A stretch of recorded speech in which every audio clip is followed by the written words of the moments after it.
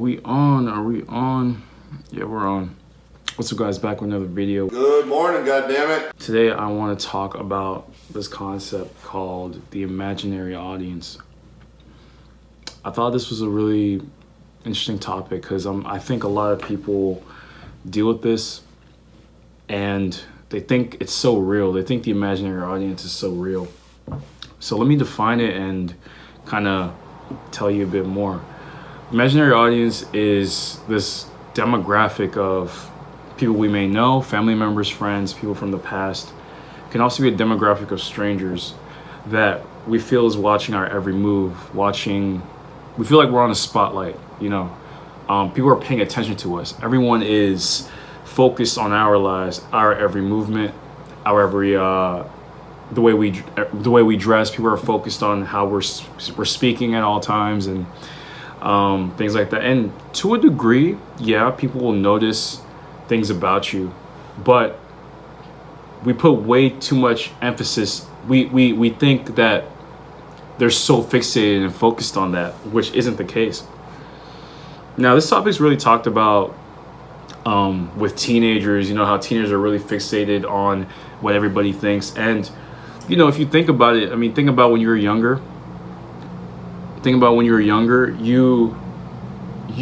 were looking for kind of a place of belonging, and it makes sense. We have a need for belonging, and when we're younger, we look to create groups and have commonalities with people, and we look for shared interests. Maybe talking the same way, dressing the same way, listening to the same types of music, having similar interests, and these commonalities create group identities.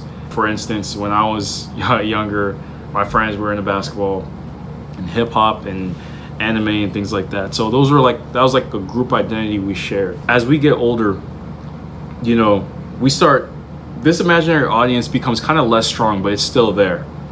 As we get older, we start to expand. Maybe some of us get into personal development. A lot of people, if you're subscribed to this channel, you're probably into that. And in self-development, self-help, you start to expand into somebody different. You start to branch out. Who you become changes. And what happens? We still have people that we shared commonalities with from the past, that we feel like us being a different person can be threatening to that relationship, or we have this discomfort that we're being watched and they're judging us.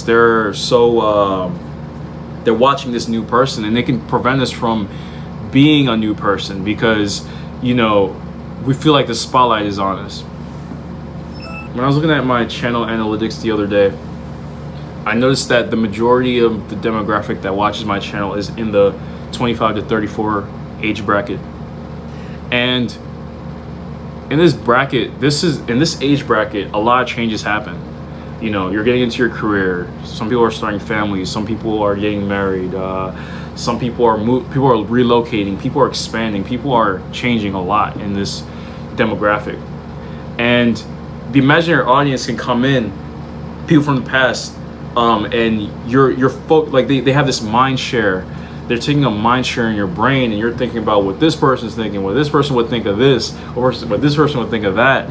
Even when you're alone, they're in your mind. Like you can't really escape it. It can be work colleagues, it can be exes, it can be family members from here, it can be all of this. Now, granted, yes, you have people that definitely care about you, and that check in, and you talk to them consistently a lot. But you have to understand at the same time, a lot of people are fixated on their own lives and their own way of doing things, and they think the spotlight is on them. If we take the strangers example, what happens when you see a stranger in the street? Do you give them more than 5 seconds of mind share or of thought? Not really. Now, what if this person is going through things like something like social anxiety, and you just looking at them, they think that you're thinking of them in a negative light, but you're just like glancing over. From your perspective, you're probably thinking of, did you take the chicken out the freezer? Do I need to get an oil change on the car? Like, you're thinking about all this other stuff and not this person. Now, sometimes we do give strangers more than 5 seconds of mind share if they look like somebody we know or we find them attractive, something like that. But in most cases, it's like we're not paying attention to them like that. We're focused on ourselves, and that's the same case with everybody else. They're focused on themselves. So when you look to expand and look to better yourself, this imaginary audience is a concept in your head, and it's not real. It's completely it's imagined, right? It's something you're creating. You can't verify for sure that these people are thinking about you as much as you are. It's not really possible. So this is actually freeing because it allows you and it gives you room to expand and explore life as you see fit. Do the things that you want to do. Mold yourself and expand yourself into the idealized version of yourself. People aren't as fixated on you, A, and then B, even the people that kind of are, in the grand scheme of things, it actually doesn't even matter. A good way to kind of, because this is something that really needs to be internalized through firsthand experience, and then it's so like this weight is off your chest.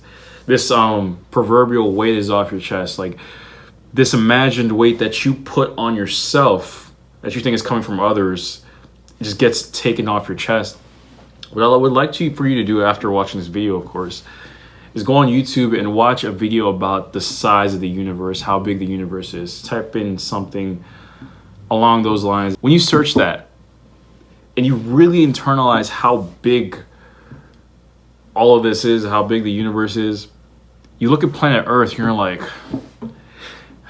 you just look at it, and you don't look at it as a form of it's small. No, you look at it because you look at the dominating species of planet Earth, and you think about all the pettiness, all the petty problems that the individuals of this dominant species create for themselves, because of a lack of awareness of how they're creating these problems. If that makes sense. With the whole imaginary audience thing, I think social media is a big culprit. Don't get me wrong. I think social media has a lot of pros to it. I think it's an amazing creation, but it has created a sense of, I need to live up to this ideal. I need to live up to this. I need to be consistent with this. I need to be consistent with this ego that people know me as. Because to be honest, I mean, with the imaginary audience concept, especially from people from the past, they have an ego, they have an ideology about you. They have a way they believe you to be. So you subconsciously try to live up to how they believe you to be. Right? That's the in that demographic. I'm talking about the imaginary audience demographic of people that known you from the past. You're subconsciously trying to still fit in, like even if you run into them, right? You're this part of you is still trying to go back to how they remember you as, and it's really crazy. Like this topic, I think this topic isn't addressed enough. I definitely want to do more videos on a topic like this. But I want you to think about this and think about how these different demographics are contributing to your behavior, the way you're thinking, the things you're doing, and how you can kind of branch away from that and really discover how you truly are. What's the ego that you want to take on? And then from that ego standpoint, how can you branch off from that ego and understand that that is a societal role you're playing, or it's what you believe yourself to be, but in the grand scheme of things, that's actually really not you. That's something you've created and crafted. And look into, what are you outside of that ego? What is that silent observer that's observing all of this, right? When the mind is quiet and it shuts off and you're just in silence, what is that observer? Can you name that? Can you really like inquire and think about what that is exactly? So I hope you enjoyed this video. Imaginary audience, they don't exist. It's all in your brain. People, you have people that care about you, yes. You have people that are close to you, yes. You should care about them. But if you look at yourself, aren't you fixated on things you have going on? People are as well. And it's okay to be a different person from what people remember you as. People don't internalize you as much as you think they do, just like you don't internalize other people as much as they think you might. Leave your comments below. Have a great rest of your day. Peace.